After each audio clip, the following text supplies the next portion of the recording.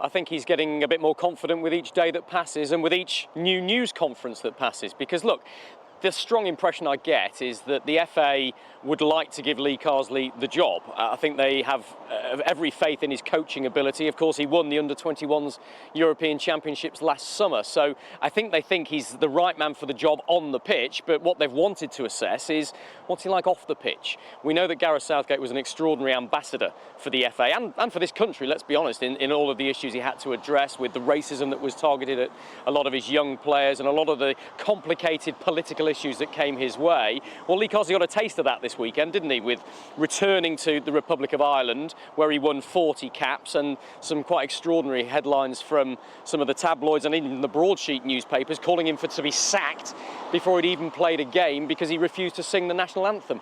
Absolutely ludicrous, by the way. Why would an Irishman be demanded to sing the national anthem of the UK?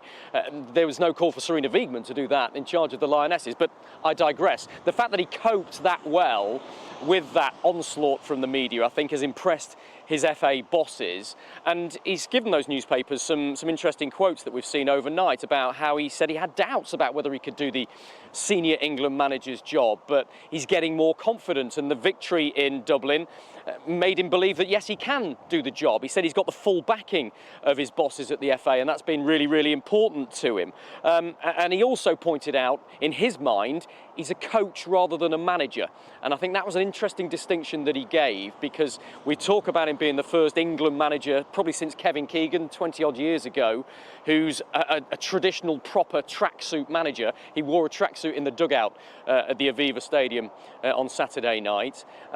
So he loves getting out on the pitch. He's very technical with the players. He loves to play good football, and that's where he's at his absolute best.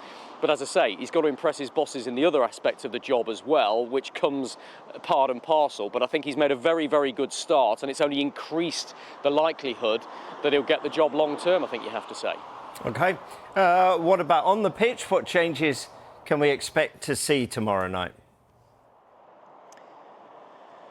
Well, there will be changes. I mean, look, Lee Carsley, when he was under-21s manager, used to make a lot of changes between matches. But, of course, that was a slightly different role. It was a development role. He was trying to give a lot of the players game time, I think. But he still made changes when they won the under-21s European Championships last summer. So I think there will be changes, but it's not clear yet whereabouts on the pitch that will be, which positions are we talking about. A lot of those decisions, I think, will be made in terms of loading of the players. How fit are they? How have they recovered from what was a pretty physical and intense encounter against Ireland on Saturday night? And of course, we're very early in the season as well, so the medical and conditioning reports that have come from the clubs, Carsley and his backroom staff will be looking at very, very closely right now. They'll be analysing the players yesterday in their warm down sessions and in their recovery sessions to see what the stats are saying about how they've recovered, and that may dictate an awful lot about who he can pick. So we'll see. Does Jack Grealish get that role at number 10 again?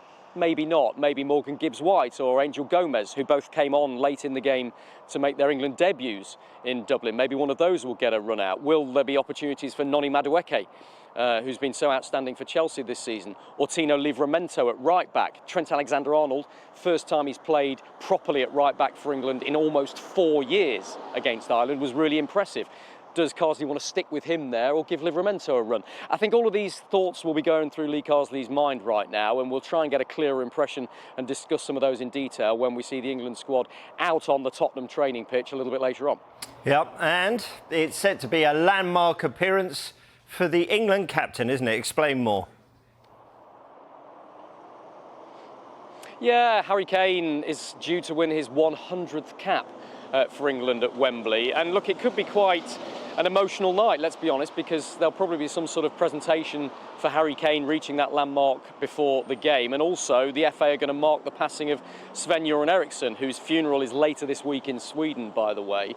So there'll be a lot of pomp and ceremony and a lot of emotion around Wembley on Tuesday night. But that will be a lovely moment for Harry Kane, assuming he's selected. And We don't know about his loading, and Lee Carsley may have a surprise or two, but I'd expect Harry Kane to play at some point in the game at least, and probably start and win his 100th cap. And it's a heck of a landmark, so very few players have done it. Let's show you the other England players in history who've gone on to win 100 caps for their country. And when you look at these names up there, it's an illustrious list, isn't it? Peter Shilton, all right, a goalkeeper way out in front, 120 caps for Wayne Rooney, but look, compare that with Harry Kane, 53 goals. We know Kane is England's all-time leading goal scorer with fewer matches, 66. He's smashed that record now. David Beckham, Steven Gerrard. Pick out Ashley Cole, look, who's 6th on that list down there, because of course he's part of Lee Carsley's backroom staff right now, so we'll see him out on the training pitch.